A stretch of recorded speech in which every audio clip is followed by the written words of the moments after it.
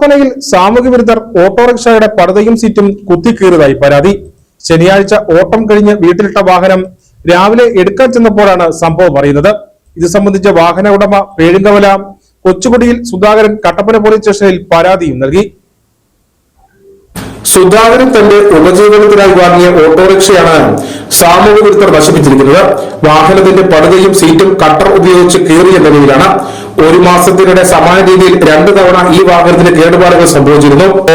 ഈ വണ്ടി 2-3 പ്രാവശ്യമായിട്ട് ആരാണെന്ന് അറിയത്തില്ല. ഇതിന് സീറ്റ് പടുക മുഴുവൻ കീറുക. ആദ്യം 2 തവണ കീറിയിട്ട് ഞാൻ കൊണ്ടുപോയി ഇത് കേസിലിട്ട് വന്നിരിക്കാതെല്ലാം ഞാനത് ഒറ്റ വൈക്കാതെ ഉണക്കി അത് ചെയ്തെടുത്താൽ കിട്ടും. പിന്നെ ഈ ശനിയാഴ്ച വൈകിട്ട് ഞാൻ സീരി ഡയലോഗ് ഇട്ടിട്ട് വണ്ടിയുടെ കട വരെയുണ്ട് 10 മിനിറ്റ് വണ്ടി മാറിയിട്ടാണ് കൊണ്ടാണെന്നാണ് എന്റെ വിശ്വാസം. എങ്ങനെ സംഭവിക്കാൻ ഇത് മൊത്തം വണ്ടി വരഞ്ഞിട്ട് സീറ്റും പോയി പെടുവായും പോയി എല്ലാം പോയി.